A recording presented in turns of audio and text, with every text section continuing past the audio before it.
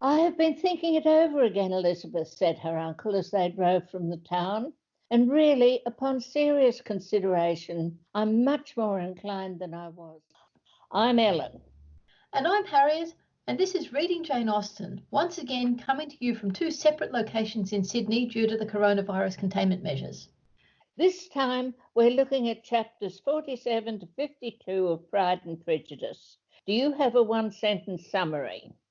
Well, I've got one that I think takes in most of the salient points, but it's not a particularly inspired sentence. Mr. Gardiner writes that he has found Lydia and Wickham and arranged for them to be married, which delights Mrs. Bennet, though Mr. Bennet is concerned about how he will repay Mr. Gardiner what he's sure it must have cost, since Wickham would be a fool to take Lydia for less than £10,000. And then the married couple visit Longbourn completely unabashed before heading north, where Wickham is joining a regiment in the regular army. But just before they go, Lydia lets slip that Mr. Darcy was at the wedding. So Elizabeth writes to Mrs. Gardiner, who confirms that Darcy found the couple and paid for everything. That sounds good. That sounds to have got most of it in. Okay, well, it's got 3 ands in it, and it's only got 2 not particularly inspiring Jane Austenisms. But like I said, I think it gets most of the key points from the chapters. Did you have a sentence? No, not at the moment. Okay. One of the things I noticed this time that I'd never really picked up on before is we actually get quite a detailed description of what they're doing to find Lydia and Wickham. Jane tells Elizabeth that Mr. Bennet meant to go to Epsom, where they last changed horses, and see the postilions to try and find out the number of the hackney coach that took them from Clapham, and then see if he could find out where the coachman had set down and make inquiries there. And then when Mr. Gardiner goes, he says that Mr. Bennet had been to Epsom and Clapham before his arrival but hadn't found out anything. So it's, as I said, we're actually getting more detail than I thought about what he's doing to try and track them down, though, of course, he's not successful. It's almost as though Jane Austen is showing off a little bit her knowledge of London, which she was picking up by staying with her brother Henry. Another thing that struck me about it is that Darcy is incredibly wealthy. Everyone says that. He's got $10,000 a year. But when you look at what he pays to make Wickham marry Lydia, it's a big chunk of his income for the year, because we learn that Wickham's debts are to be paid, which were considerably more than £1,000. And then another £1,000 was to be settled on Lydia. And then on top of that, Wickham's commission would be purchased, which was presumably several £100s. So that means it's probably somewhere between £2,500 and £3,000 Darcy is paying for them to get married, which is actually a quarter of his income for that year. You know, obviously it's a drop in the ocean compared to his capital, but particularly if he'd been planning to get married and if he's introducing his sister into society and will be having to pay for her and all those sort of things. Yes, it's a really big chunk. And if he doesn't pay it out of income, then he's taking quite a number of thousands out of his capital. So now the thing that's been bothering me is the whole moral attitude about what Lydia has actually done by running off with Wickham. And that's seen as very shocking because Elizabeth says that, no, she really does doubt her sister's sense of decency and virtue. And she says this is because she's never been taught to think on serious subjects. I mean, Lydia must have known that to live with a man without being married to him would truly bring disgrace on her and the family. Though perhaps, as she said, she was sure she and Wickham would get married sometime. She just wanted to be with him. But even so, you're wondering what Elizabeth means when she says she hasn't been taught to think on serious subjects. In these chapters, most of what Lydia and Wickham have done is couched in the context of social consequences.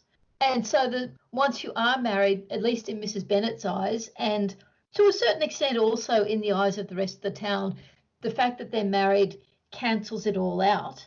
So yes, it's all couched in social terms, but I think Jane Austen feels, and some of the more serious characters or more thinking characters like Elizabeth and Jane and Miss Gardiner think about the underpinning morality of no sex before marriage, but they don't talk about it in those terms, presumably because it is just such a given, and Lydia just doesn't care. And so what Lydia hasn't been given is a sense of morality. She's only been given the social rules, and she's chosen to disregard the social rules. I suppose, though, one of the things that you can't help noticing is how very important it does seem to Jane Austen to set it all right with the world. You know, where she says, poor Lydia's situation must at best be bad enough, but that it was no worse, she had need to be thankful. Looking back to what they had feared only 2 hours ago, she felt all the advantages of what they had gained. So that Elizabeth is taking it really terribly seriously and thinks it's terribly important that they should make it look right with the world, as though she's also thinking, well, if we can sort it all out, it doesn't really matter what she's done. And in the sense, what she's basically saying doesn't seem to be very much different from her mother's being so excited, everything's all right now, now Lydia's getting married. And that even what Mary said after Mary had done all this reading of the moralists, and all she'd thought was the problem of doing something, one false step would involve a woman in endless ruin, she says. So what Mary says is, unhappy as the event must be for Lydia, we may draw from it this useful lesson, that loss of virtue in a female is irretrievable, that one false step involves her in endless ruin, that her reputation is no less brittle than it is beautiful, and that she cannot be too much guarded in her behaviour towards the undeserving of the other sex. So again, that's about reputation. It's not about... Still about reputation. It's still about what the world thinks. Not about the deep morality at all. And so, you know, what I think we probably have got is this maybe, well, Jane Austen through Elizabeth, being very, very quiet about your religious beliefs. People saying Jane Austen was so religious, but you scarcely hear a word of it. Because she was very strong on keeping the social fabric going. And that's basically what I ended up thinking is Elizabeth does believe that Lydia had been seriously sinful in giving in to these sexual feelings for Wickham, but that this was a private sin for which she should be asking God's forgiveness. On the other hand, if she then goes on to marry him, she's conforming to the accepted conventions of society, and the moral fabric and public decency have been preserved. I think that's the way I see it as fitting together. I think throughout Jane Austen, you have these accepted religious principles, but they're never explicitly stated, they're understood. And I think the other thing you get often in Jane Austen is the idea that the rules of society have a fundamentally, well, again, she doesn't use the word religious all that much, but are fundamentally based upon principles. Anyway. So basically, if you're following the rules of society, then that is a guideline to how to behave in an appropriate manner. But of course, in an ideal world, you wouldn't be doing it just because of the rules of society. You'd be doing it because you have this more fundamental understanding, which is what all of her heroines have. And if you remember last week when we were talking about the difference between Elizabeth and Mary Crawford, that's the key difference between them. Elizabeth has both the social rules but also the underpinning morality, whereas Mary Crawford has just missed out on the underpinning morality and is only guided by the social rules. Lydia doesn't have that moral underpinning at all, so she just has the social rules, and in this instance, her physical desire for Wickham has overcome her obedience to the social rules. And I think the other thing with Lydia, when you look at it, is the getting married thing. That is nothing to do with the legitimisation of having sex with Wickham. It's all about now she has a husband. Now she can go up before Jane and sit further up the table than Jane. Yeah. So again, it's all about the social perception and nothing about the morality. The other point I was thinking a little bit about is this question of duels. What good would it do for Mr Bennet to fight Wickham. These duels, and people still had them, but they didn't achieve anything. After all, again, going back to Sense and Sensibility, Colonel Brandon, we're told sort of off stage, has a duel with Willoughby because Willoughby has seduced his little ward. There's no obligation after that for Willoughby to go and marry the girl. No, It no. would have done no good at all for Mr Bennet to go out with his pistols and shoot Wickham. Would have done no good at all. Mrs Bennet probably hasn't thought it through. That's one of the things you're supposed to do, defend your daughter's honour. Another point I had, the letter from Mr Collins is repeating more or less what Mary said. But another thing that struck me that I'd missed before is that there is reason to suppose, as my dear Charlotte informs me, that this licentiousness of behaviour in your daughter has proceeded from a faulty degree of indulgence. Elizabeth also feels that, and indeed the narrator feel, that it's because Lydia has been overly indulged that she's like this. But I just find it interesting that he says Charlotte has told him that he and Charlotte have actually been talking about Lydia, and Charlotte has been criticising the Bennet family, well, Mrs Bennet's presumably, upbringing of Lydia to Mr Collins. So Charlotte isn't quite as good a friend to Elizabeth as we've been thinking. Or she's prepared to be a bit catty. Yes. Maybe she's never liked Lydia very much. Well, who would have? Lydia must have been an irritation to her an awful lot. And the other thing in Mr Collins's letter, which again reflects back on what Mary said, which is this false step in one daughter will be injurious to the fortunes of all the others, which of course feeds into this whole thing of Elizabeth's feelings for Darcy at this time. It's obviously something that could be true. She and Jane are very lucky. They have these sort of high status men who are prepared to overlook it. But plenty of other people could well have been put off by it. I think something else maybe we should talk about is the progression of Elizabeth's feelings towards Darcy in these chapters. Because during the visit to Pemberley, as we talked about last time, she'd had many more of her prejudices against him overturned by the housekeeper and then by him being so nice to the gardeners. And she was really starting to warm to him then. And then with the Lydia thing, she feels that she's lost him forever. And maybe that's also what helps change her feelings towards him. The sense that she's lost him makes her realise how much she was starting to value him. Then at the end of this section, when she hears from Mrs Gardiner that he arranged everything, she is completely overwhelmed and can't even decide whether it's mostly pleasure or pain. But she does feel that he'd done it for her. But again, she just realises that... Well, she's still convinced his pride is an enormous part of him. It says that he would never be able to overcome a sentiment so natural as abhorrence against relationship with Wickham. Then it goes on to say, but for herself she was humbled, but she was proud of him. Proud that in a cause of compassion and honour he had been able to get the better of himself. So she's actually moved even beyond her feelings before, when she regretted losing him, to he's now even more elevated in her estimation.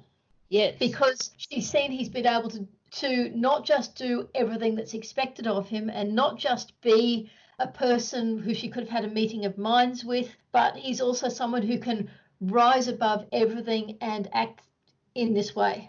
And I think we've got that. And so at the end of this section, we're really ready for the full denouement now, aren't we? From now on, it's only what will Darcy do? Or not even that. From now on, it's how is this going to be brought together? Yes. And so we've got all the nice little plot bits that come in from there on. Elizabeth may feel that she's lost Darcy forever, but I don't think the reader feels that at all. I think the reader, as you said, feels that now it's just a case of we can enjoy the ride of seeing how it's going to come together. Yes, that's an important, probably the most important part of this section. That sort of climax of Elizabeth's realisation of Darcy. So what was your favourite sentence in these chapters? My favourite sentence is a Mr Bennet, because I think he can be so terribly funny. It's after he comes back from London and sees how Mrs Bennet is spending her time in her bedroom with the housekeeper. "This is a parade," he cried, "which does one good. It gives such an elegance to misfortune. Another day I will do the same. I will sit in my library, in my nightcap and powder and gown, and give as much trouble as I can. Or perhaps I may defer till Kitty runs away." Yes, I think that's really funny and very Mr. Bennet. Yes, but there's another one that I would have sort of liked, which is the one where Kitty says Lydia always wanted to go to London. So you mean the bit, "And Lydia used to want to go to London," added Kitty. "She is happy then," said her father dryly, "and her residence there will probably be of some duration." So what's yours? I love the bit where Mr. Bennet says, "Let me once in my life feel how much I have been to blame. I am not afraid of being overpowered by the impression it will pass away soon enough," which I think is very self-aware of Mr. Bennet and also being funny about it.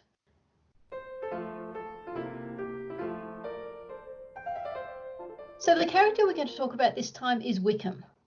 And I guess one of the first things it's worth just reviewing is his background, because he comes from quite a modest background, in fact, a very modest background. We know that his father was Mr. Darcy Sr.'s steward, but before that, he was an attorney. So that puts his father, as far as I can tell, on exactly the same social level as Aunt Phillips, or indeed as Mrs. Bennet's father, who was an attorney. But by being taken up by Mr. Darcy Sr. and being sent to university so he could become a clergyman. It did tend to be a bit of a practice of great landowners. If they saw bright boys growing up, it was a good thing to encourage talent if you saw it. Of course, it's an open question whether he was a talented boy or whether he was just, even as a young man, had this extreme talent of getting people on his side by the way he could talk to being them. a charmer. Oh, yes, I didn't mean it was necessary. He was really talented. The point is, if Mr. Darcy Sr. thought, I've got this boy, he needs promoting, but it could have come in quite a number of ways, being sent to the university by a patron. The point I've been thinking about with Wickham right from the beginning, and I think I brought it up in an earlier session, is what was he doing? Elizabeth tells the Gardiners, we both know that he has been profligate in every sense of the word, that he has neither integrity nor honour, that he is as false and deceitful as he is insinuating. But up till now, we've only been told that he wastes money and pursues heiresses, but not what he spends this money that he's wasting on.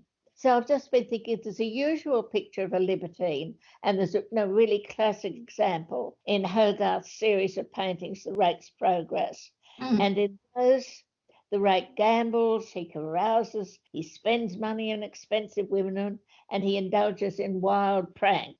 But up till now, until we've just hit these chapters, we haven't encountered Wickham doing any of these things, or even any suggestion of them. Although by now we do know that he's not just trying to marry an heiress, he was actually trying to encourage 16-year-old Georgiana to elope with him. There's the concept of marrying an heiress, and then but then much worse than that is encouraging an underage heiress to elope with you. Yes, well, I suppose we've had that, but still, well, what we've seen him being polite and charming in company. But once we've been told he's a gamester, I can begin to build up a more convincing backstory for his whole life. He was always scrupulous, but he was a great charmer. But where this could have led to him becoming very rich, feathering his nest at other people's expense and so on, he hasn't. But what seems to me is if he has developed a sort of a gambling addiction, that could be why he's always so short of money, why he pursues quite modest heiresses, because otherwise, he could con people out of money all up and down the place if he'd been able to hold on to it. But on the other hand, if you think about it, he must have had some ups and downs. If you're a gambler, he must have had some good times. And it seems to me that he could have been on a bit of a high when he encountered Denny and joined the militia and hoped to keep going. But that, particularly when they go to Brighton, he gets pulled back into gambling. His expenses are so bad that he realises he'll have to get away. And when he'd found that Lydia was very responsive to his sexual advances, he takes her with him. So that's how I see him as a libertine.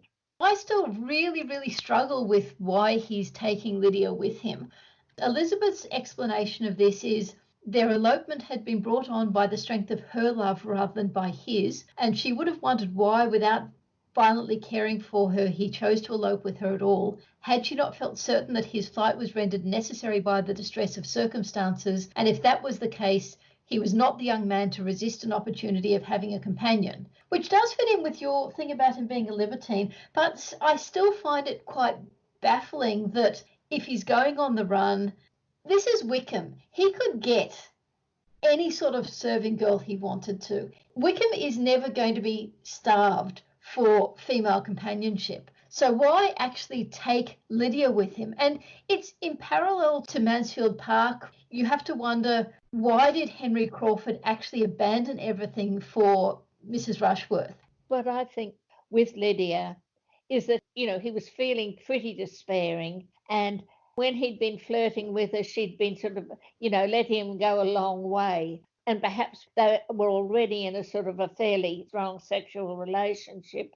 She discovers he's going to go and she says, I'll come with you, I'll come with you.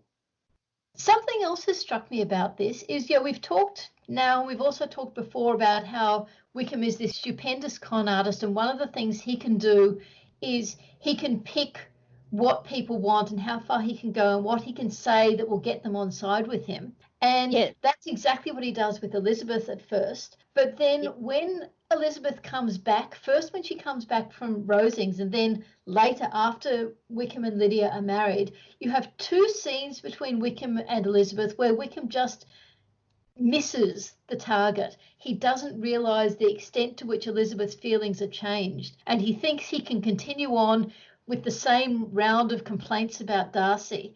And it's almost like somehow the subject of Darcy can give him a bit of a blind spot so that he doesn't realise she's changed and he can't speak in the same way as he has before. Perhaps he doesn't really change his pattern as much as he should once it's established, because there's also that point where in her letter Mrs. Gardiner says he was just the same as she'd known him at Longbourn. And so again, he's trying to be charming to her in the old way. Yeah. Without taking into account that she's seen through him. Or perhaps it's just he can't believe that somebody who's responded to him before won't respond again. Yeah, I guess that's it. Because both times when he talks to Elizabeth, he basically wants to get into another bitch session about Darcy like he's had before with Elizabeth, and she's not interested anymore. And he is surprisingly slow on the uptake in realising that Elizabeth has changed her mind. To revisit something we said earlier, Wickham and Darcy are in some ways complete polar opposites, particularly when we first see them at the start. Wickham has this charming exterior and this hollow interior, whereas Darcy is incapable of charming anyone else. He's incapable of reading a room and reading people's reactions. And yet, the whole book shows you that when you get beyond that surface, Darcy has this really solid, moral, generous core that he just needs to fix up the surface presentation to the world, whereas Wickham has a completely hollow core that's just shone over with this surface presentation and con artist ability and ingratiating way. You get this very strong contrast between these two young men who are probably about the same sort of age.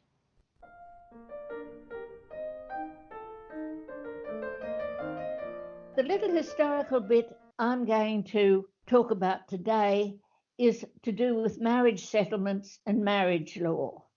The discussion of Lydia's wedding, there were references to money being settled on her. Marriage settlements were another of the devices, they're rather like entails, that were invented by 18th century lawyers to keep family property within the family. The main intention was to circumvent the common law, which said that when a woman got married, all her property became her husband's. And that just meant all these families who were wanting to give land and money to their daughters as dowries and leave property to them when they died, they had to find a way to stop it passing straight into the hands of the husbands, who could then spend it on anything he wanted to and leave it to anyone they wanted. Mm-hmm. They didn't finally get rid of the common law thing about married women's property until 1882. With the Married Women's Property Act. Yes, that's right. But there'd been women trying to get it changed from the 1850s on. Mm. But anyway, to get round the common law, the lawyers used the strategy that they'd worked out for setting up entails. The money to go to the girl was placed in the hands of trustees. It became theirs, but they could only use the money to pay out to her. So they could only pay the income? The principal was just completely locked up and no one could access it? Or could the trustees? The trustees could manipulate it, they could reinvest it, but they were not allowed to profit from it. Mm-hmm. Except occasionally, I think in some cases, they might get a certain amount a year for the trouble it was causing. The trustees, again, usually were a trusted family friend and the family's lawyer, who sort of managed it between them. Mm. And then they paid the income out, and supposedly to the wife. But of course, once it was paid to her, her husband could grab it. Yeah. The settlement, though, wasn't just the money that was paid by the family. The husband was also expected to contribute to the settlement. Mm-hmm. He was supposed to put some of his family's wealth into the hands of the trustees, so that the money that was in the settlement came from both families. And there was often a lot of very hard-headed bargaining between the lawyers on both sides before the settlements were signed. So that's why in the case of Lydia, before they know anything about Darcy being involved, Mr. Gardner says that the arrangement he's made is that Mr. Bennet will settle Lydia's share of the money that comes through her mother, but there is also enough of Wickham's after his debts are paid to settle a small amount on her, which of course is a complete lie because there isn't and it's Darcy paying it, but that's what would have been expected. Yes. But anyway, you can see in a way why the settlements were really important for the women. In Lydia's case, even if Wickham sold his commission and gambled away everything else they had, or he died leaving her with nothing, there'd still be £100 coming in a year to keep her and her children alive. And that was the theory of settlements, was something to look after the woman when she was widowed. Her husband would do more things for her and her father could leave her more money again in trust, but that she was sort of independent. So that's also what we see in Sense and Sensibility when Mr. Dashwood dies, and even though they don't inherit the money they were expecting because it goes down the other line, Mrs. Dashwood and the girls still have some money because of the money that was settled on Mrs. Dashwood when she first married Mr. Dashwood. That's right, yes. And it's, of course, what Mrs. Bennet has. Yes. When she gets married, she's got this £5,000. Yeah. And it actually, I noticed when I was reading these chapters, it says that £5,000 was settled by marriage articles on Mrs. Bennet and the children, but in what proportions it should be divided amongst the latter depended on the will of the parents. So they could, if they wanted, have given all of that £5,000 to Lydia and none to the other girls. Yes. The second thing I think that's really pertinent here that comes out of marriage settlements is that they were a terrible impediment to fortune hunters who were looking for a rich wife. Great incentive to them to get the marriage over and done with before all the trusts and settlements had tied up her money. And this was becoming quite a bit of a problem. And in 1753, there was finally a Marriage Act passed to try and deal with the problem. Up till then, it was possible to get married simply by a free exchange of vows between the couple. What that meant was, even though there was a wedding ceremony in the prayer book, you didn't have to go into church to get married. You didn't have to have a clergyman. You just had to stand in front of somebody else and exchange your vows freely. But the act that was passed in England then insisted that a marriage was only valid if it was performed by a clergyman according to the rites of the Church of England. And things this involved was publishing the banns, which was something provided for in the Church of England marriage service. The passage in the prayer book about this says, "First the banns of all that are to be married together must be published in the church 3 several Sundays during the time of the morning service or evening service, immediately after the second lesson, and the curate saying, after the accustomed manner, I publish the banns of marriage between so-and-so of such and such a parish and so-and-so of another parish. If any of you know cause or just impediment why these persons should not be joined together in holy matrimony, you are to declare it. This is the first or the second or the third time of asking. The point with that was that it was going to be very difficult for any couple to just sneak off and get married just by making their vows to one another. And there's also another thing that was meant to stop them. When I was a teenager and I was getting my father to tell me about this law, he also said part of this law said that marriages could only be performed during certain daylight hours to make things harder for couples. So they couldn't elope and get married straight away. They had to wait till it was morning. I haven't read any mention of this in the reference books I've looked at recently, but since my father was a professor of law who lectured in legal history, it's probably true. Mm-hmm. But there was a way out of this, and that was a Gretna Green marriage, like the one Lydia thought she was going on when she wrote her goodbye letter.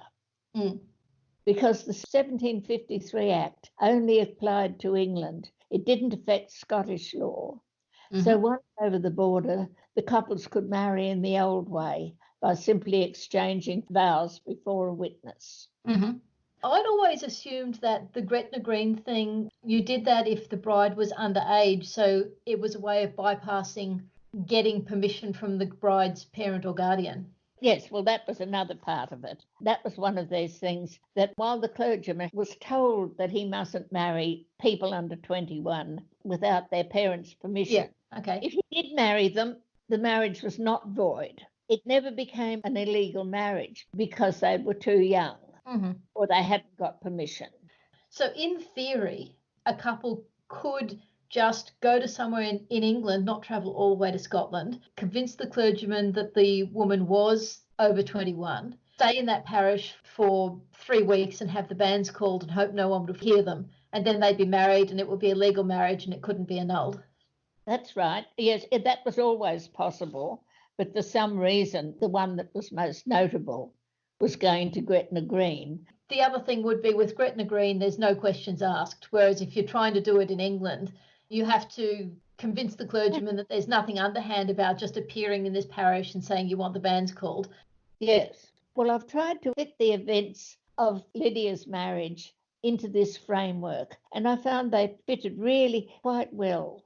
The picture I've got is that Darcy's been told by Elizabeth on the Friday, and he leaves Pemberley on the Saturday. He goes down to London and starts looking for them and finds them by the next Wednesday. By the Friday, this is still of the first week, he's got the couple to agree to a marriage and sort out settlements. And again, there was obviously a lot of this bargaining. They met several times, Mrs. Gardiner says, for there was much to be discussed. Wickham, of course, wanted more than he could get, but at length was reduced to be reasonable. But even so, it couldn't have taken very long because between Wednesday and Friday, he got this organised. And so he visits the Gardiners on Friday and tells the story. He has to then almost certainly bring Lydia to their house on the next day, the Saturday, so that they could start calling the banns in both the couple's churches for the first time on the following Sunday. They must have done it because Lydia tells her sisters she was there for a fortnight. So during this fortnight, Mr. Darcy seems to have gone back to Pemberley. Her uncle has written to Mr. Bennet. Her uncle's lawyer has drawn up the settlements, and the banns have been called for the second and third times on the next 2 Sundays. And then the next day, they get married. Before this, of course, Darcy has come back to London and they must have signed the settlements. This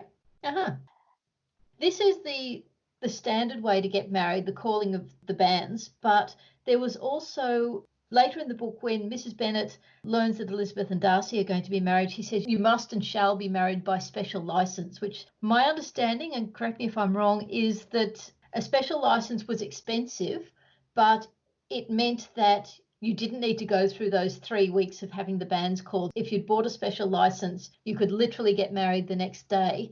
But because it was expensive, it was also quite prestigious, which is why Mrs Bennet wanted it to happen that way. I think the point was, and again, this is just from general memories of readings, that a special license had to be signed by a bishop. Uh-huh.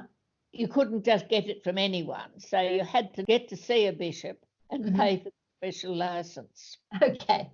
And of course, for Elizabeth to get married that way would have been quite prestigious.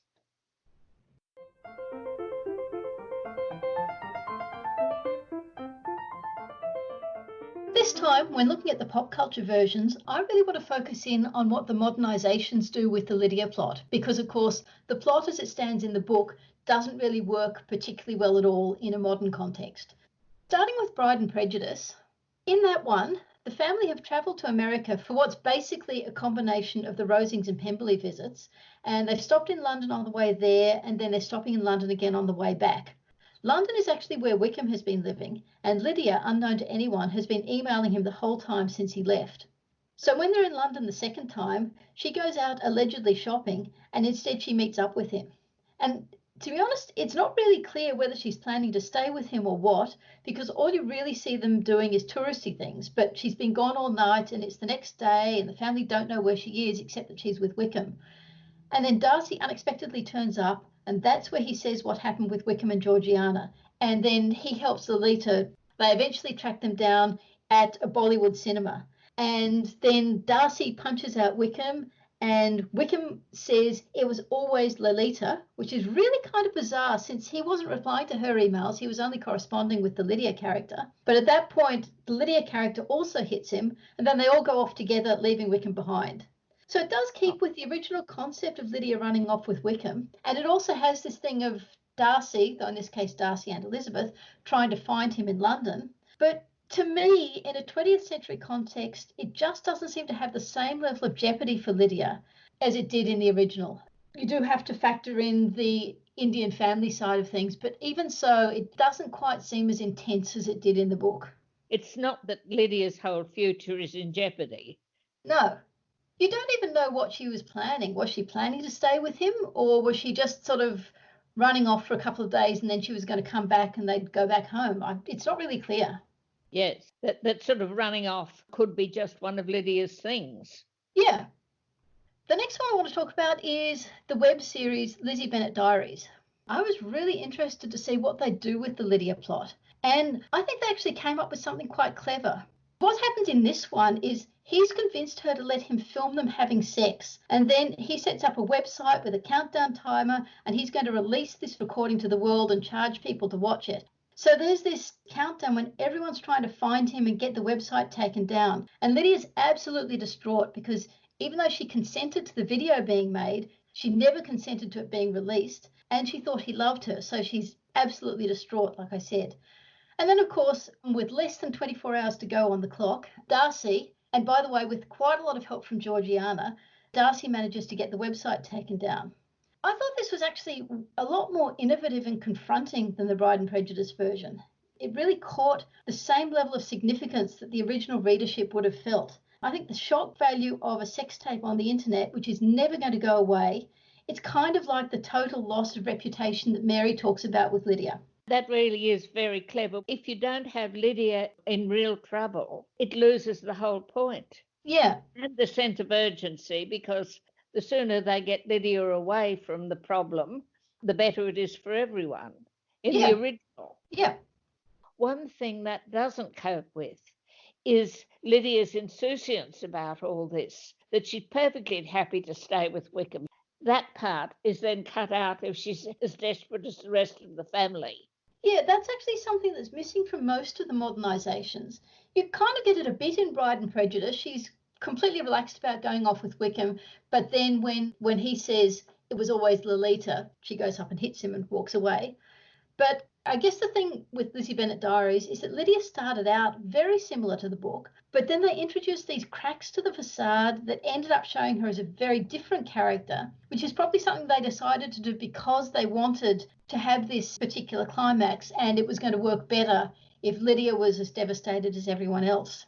So in fact, it was sort of a reverse of her not caring. It's put her into a complete downward spiral about it. This was my fault. I deserve it because I agreed to it, even though she absolutely didn't deserve it because she never consented to the recording being made public. So maybe it was a little bit woke, but I think it did capture the level of significance in a way that Pride and Prejudice just didn't really. Yes, yes. I've finally managed to watch one of the modernisations that I mentioned way back when we started doing this but hadn't seen at the time. It's called Pride and Prejudice, a latter-day comedy, and it was made in 2003. It's set in a college in Utah, and all the girls are roommates. And it's a film subgenre I didn't even know existed, which Wikipedia describes as Mormon cinema. And was it actually made by the Latter-day Saints? No, I don't think so. The producer and the director and the actors were all members of the church, and there was a predominantly Mormon audience in mind. But Wikipedia does distinguish between what it calls Mormon cinema and then another category of films that were actually commissioned by the Church of Latter-day Saints. But when you look at this film, the church does seem to have a real central role in the community, actually much more than it does in the original book. And apparently, one of the reasons they decided to adapt Pride and Prejudice was because they saw similarities between the original book and Latter-day Saint culture, like the expectation to marry young and the emphasis on premarital chastity. I got all that from Wikipedia. The initial release was just in Utah, but then there was also a DVD release that apparently cut some of the dialogue to make it more accessible to a broader audience. And also, the original title was Pride and Prejudice, a latter-day comedy. The DVD dropped the latter-day comedy bit. Which is interesting because, of course, it's making a sort of reference to the name of the church. Yeah, when I knew the title but didn't always know it was to do with the church, I thought it was just saying it's a latter-day version of the book. Yes, an up-to-date version, in effect. Yeah. But anyway, so I've now finally watched this movie from beginning to end, and I've got to say it wasn't actually as bad as I expected it to be. It wasn't a good film, but I actually quite enjoyed a lot of it. The way they do the Lydia plot in this one is that Wickham has convinced Lydia to go to Las Vegas with him to get married, because in this case, being a Mormon film, there's not going to be any sex before marriage. So presumably she's going to marry him so they can have sex.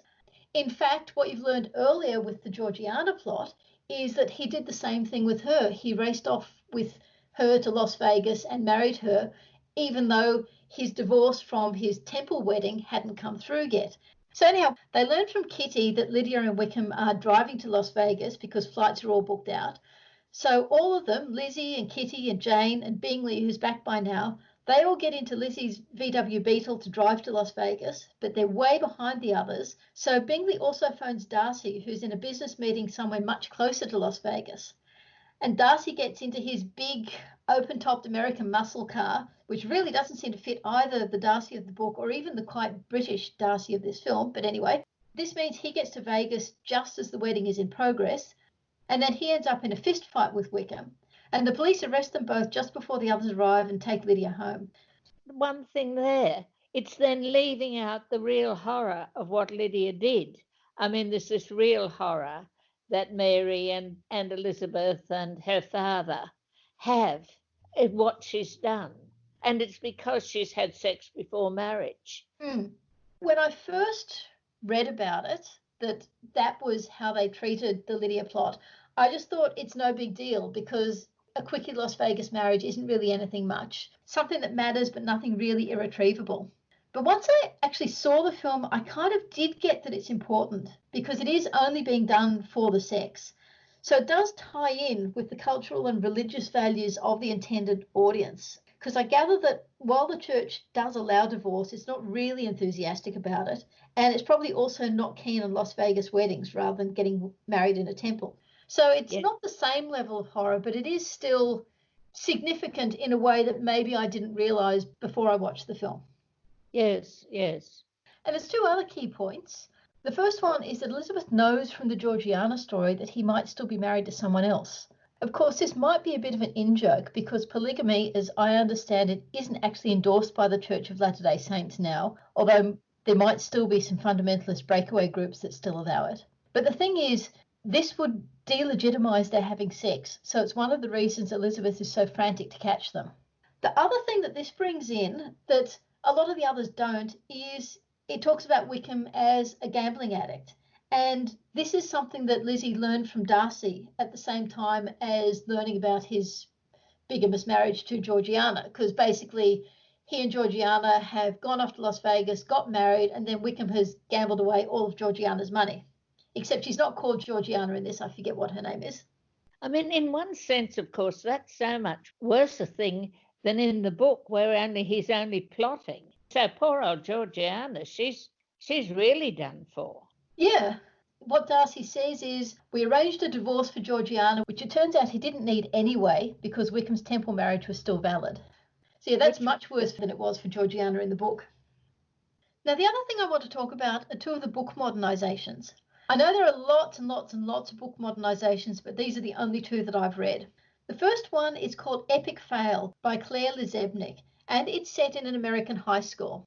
Lydia's gone off to a friend's place and she phones Lizzie in a complete panic because people have started taking drugs and Wickham is completely off his face and she doesn't know what to do. So Elizabeth and Darcy basically go and rescue her. But then the next day she starts saying it wasn't a big deal and you've totally embarrassed me in front of my friend. And so that does actually have some of the unrepentant Lydia in it, even though she wasn't unrepentant at the time. Yeah. But I think one interesting thing about all these versions I've just talked about, Bride and Prejudice, Lizzie Bennet Diaries, The Mormon One, and Epic Fail, in all of them, Lydia doesn't end up with Wickham. She makes a mistake, which she recovers from to a greater or lesser extent, but it doesn't define the rest of her life.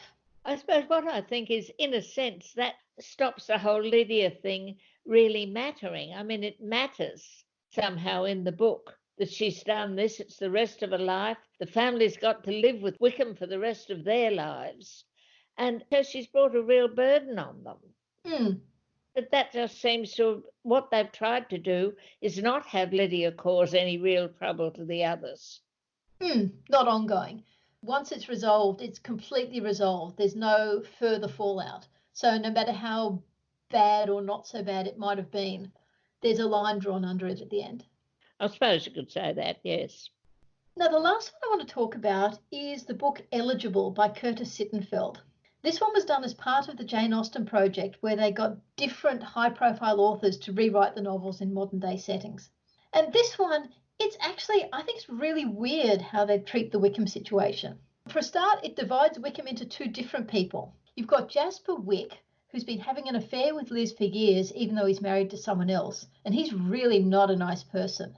But then there's also Ham Ryan. So you've got Wick, Ham. And Ham is a trainer at the gym Lydia goes to. And I've got to say that Ham is possibly the nicest person in the whole book. Oh. No, he is. He's really nice. And he and Lydia elope. But the big thing with this is that Ham is transgender. And when the parents hear this, they freak out a bit.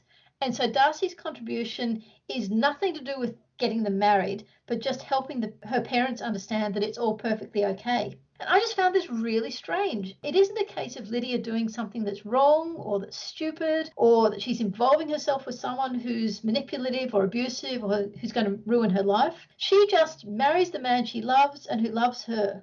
So she's not jeopardizing herself in any way at all. And there was nothing wrong with what she did except in the eyes of her parents. Whereas all the other versions, I think to a greater or lesser extent, they're tying in with audience expectations that will feel that what Lydia did to some degree was shocking or immoral or improper or at the very least was foolish. But it's just, in this case, it's not. As I said, I found it really strange. And what about this Wick? Is Elizabeth attracted to him?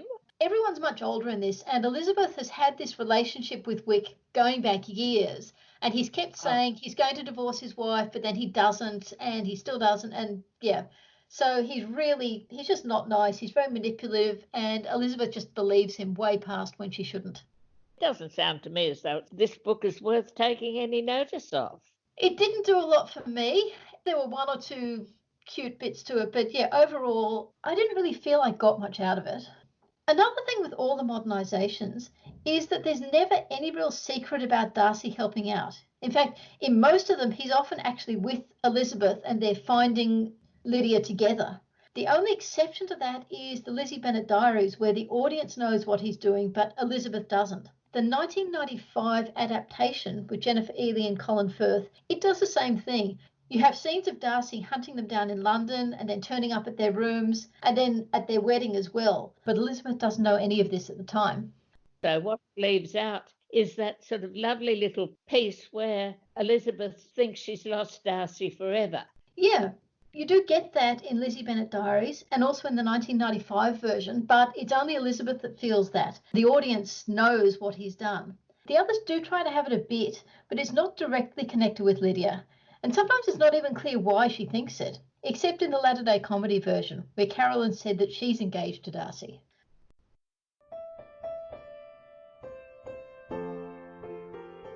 We had some feedback on the last episode. This one's from Eszter, who said that the take on enclosures in this episode really pricked my ears, as it's the most positive reading I've come across.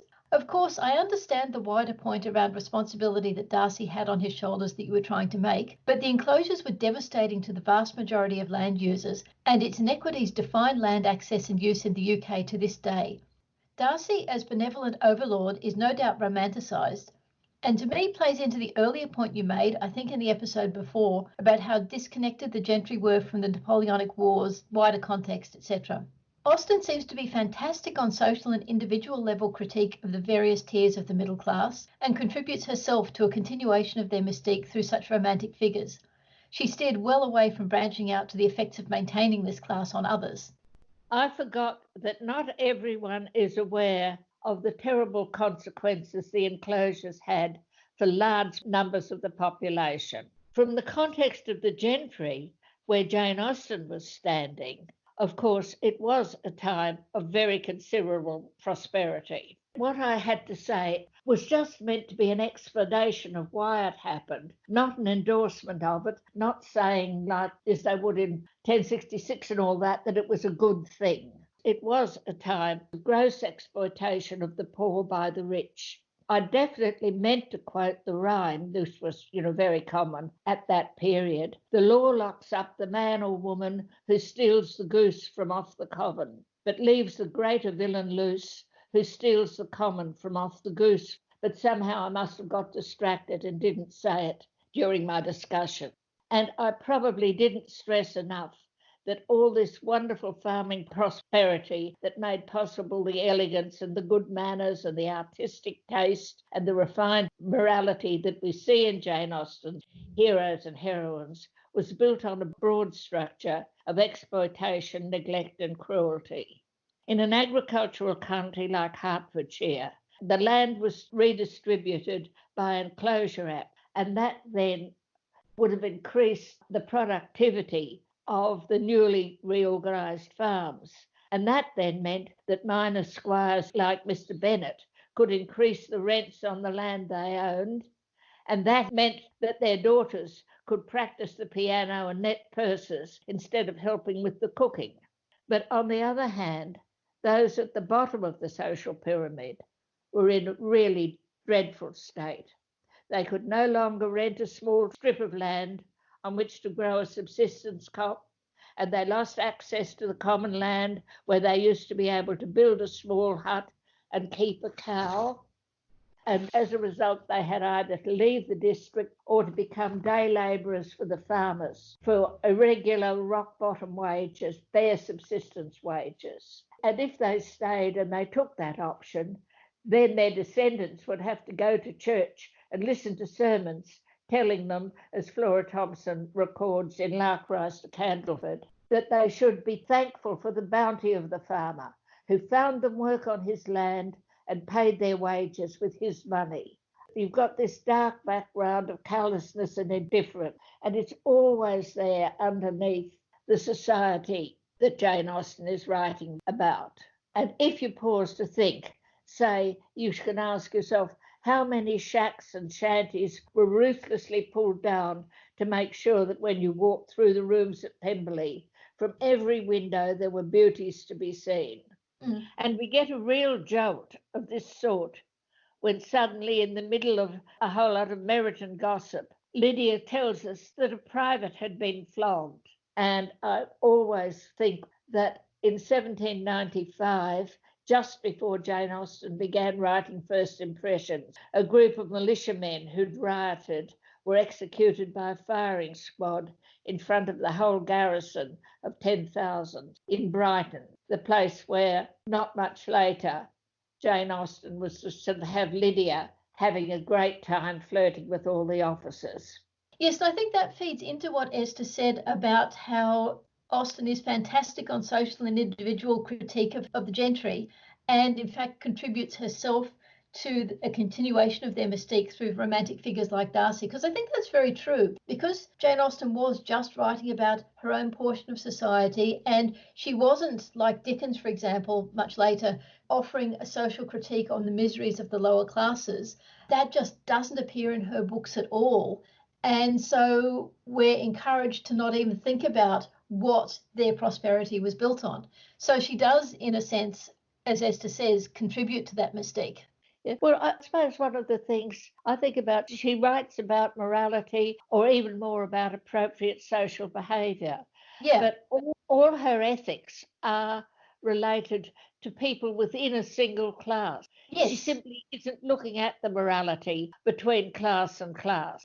Yes, she's got her little scrap of ivory 2 inches square, and that's what she's focusing on. She's not doing a big social commentary. Yes, she's criticising the behaviour of individuals within one stratum of society. Yeah, absolutely. There is a place for novels that do a critique of society, but at the same time, offering social critique is one thing a novel can do, but it's not the only thing a novel can or should do. And of course, the other thing we sometimes see in the various adaptations is people trying to turn Jane Austen into social commentary or criticising her for not being social commentary. Two examples that come to mind very quickly for me on this is the film version of Mansfield Park, which had a whole lot more about slavery in it, making the significant point that slavery is bad, as if one didn't already know that.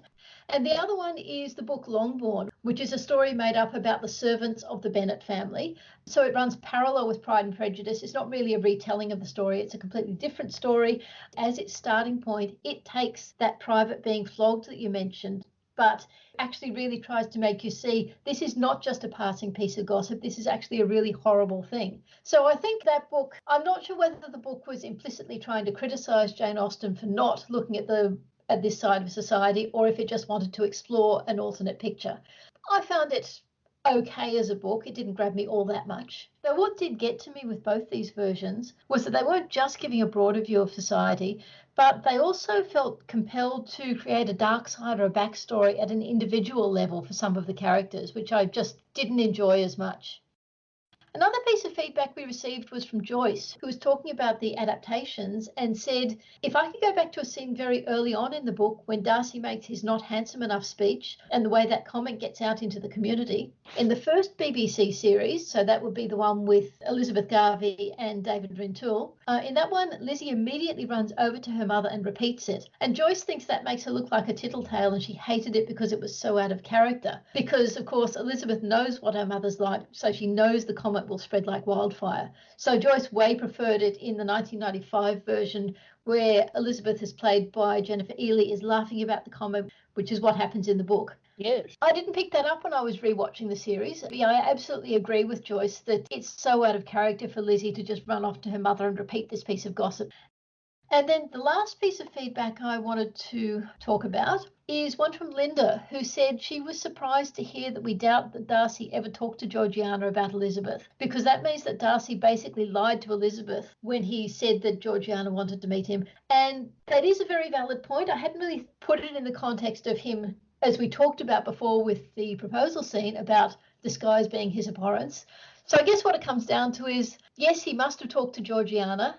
And if we can't figure out a context in which he would have done so, well, either Jane Austen made a slight slip up, or just as possibly she knows her characters better than we do.